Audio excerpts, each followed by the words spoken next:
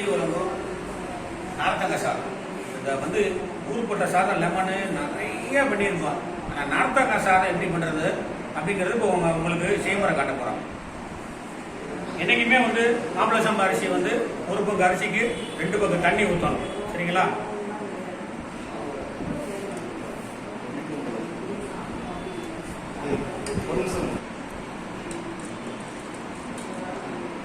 இந்த உலக அரிசி வந்து நம்ம வந்து போட்டாச்சு. காப்படியில் 2 உலக்கு. இதுக்கு வந்து நம்ம கண்டிப்பாக வந்து 4 பங்கு தண்ணி ஊற்றலாம். தப்பே கிடையாது.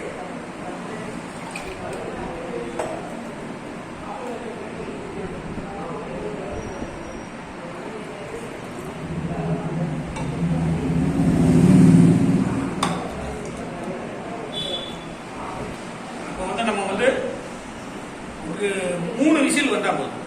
சரிங்களா?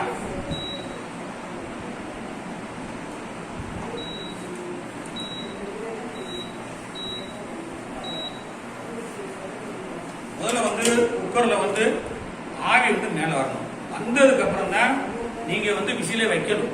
அதுதான் முக்கியமானது.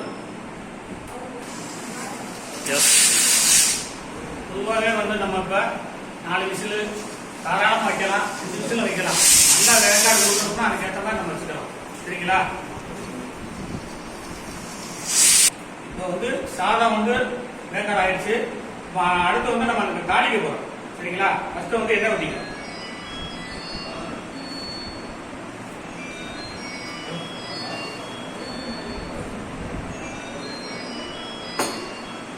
இதுல வந்து உளுந்து போட்டிருக்கோம், கடவுளுங்க பருப்பு இருக்கு, கடலை பருப்பு இருக்கு, அடுத்து வந்து மிளகாய் வத்தல் இருக்கு. சரிங்களா? காஞ்ச மிளகாய் வத்தல். நம்ம வந்து இப்ப இதெல்லாம் முதல்ல போடுவோம்.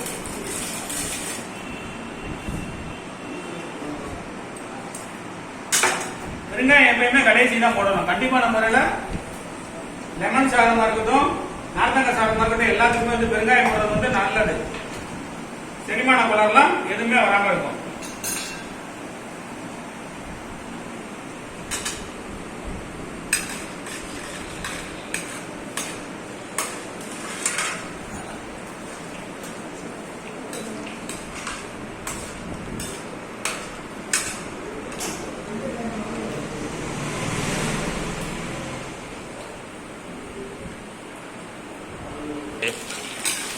பாருங்க, நல்லா வந்து அப்படியே பொன்னிறமா வந்துடணும். வந்ததுக்கு அப்புறமா நம்ம மிளகாய் வத்தலை போட்டுக்கலாம். ஒரு 1/2 டீஸ்பூன் வந்து வெங்காயம் போட்டுக்கணும்.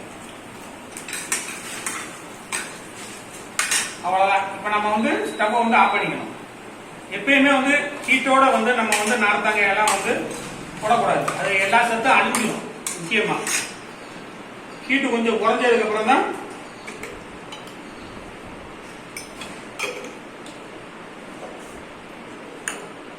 மஞ்சள் வந்து ஹீட்டு குறைஞ்சதுக்கு அப்புறம் தான் நம்ம போடணும். முதலே போடக்கூடாது.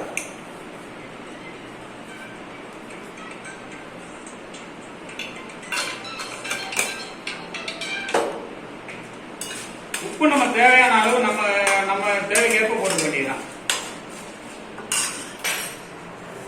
இப்போ வந்து குக்கர்ல வந்து சாதம் வந்து ரெடி ஆயிடுச்சு.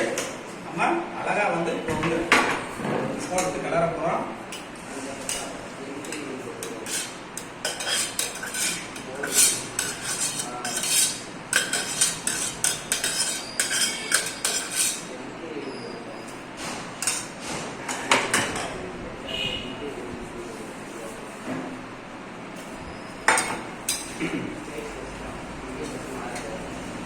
நார்த்தங்காய் வந்து நம்ம கடைசியா தான் போடுறோம்.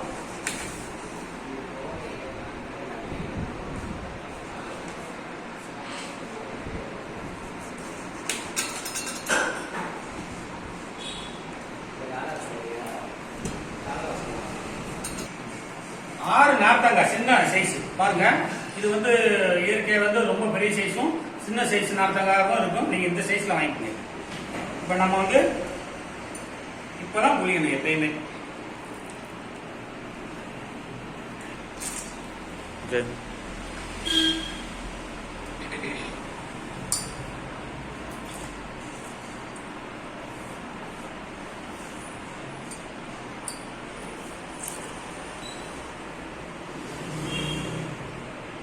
இந்த வெயில் காலத்துக்கெல்லாம் இது சாப்பிட்றது ரொம்ப நல்லது. செரிமான கோளாறுல இருந்து எல்லாத்துக்குமே நல்லது.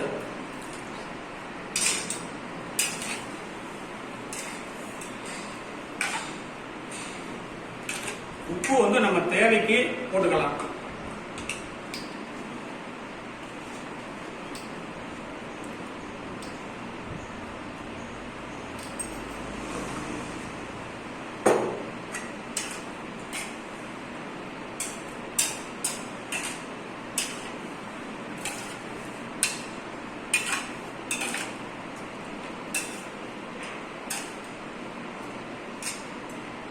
சாதத்தை வந்து ஒரு அரை மணி நேரம் நம்ம வந்து ஊற வச்சு தான் சாப்பிட போறோம். சரிங்களா?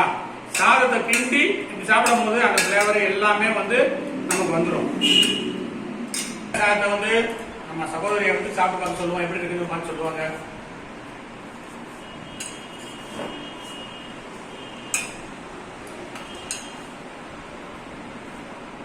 சூப்பரா இருக்கு.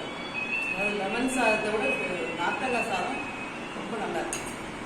அதாவது சாரி சம்பா, அதாவது மாப்பிள்ளை சம்பா அரிசியில இன்னொரு அப்படி டேஸ்டா இருக்கு.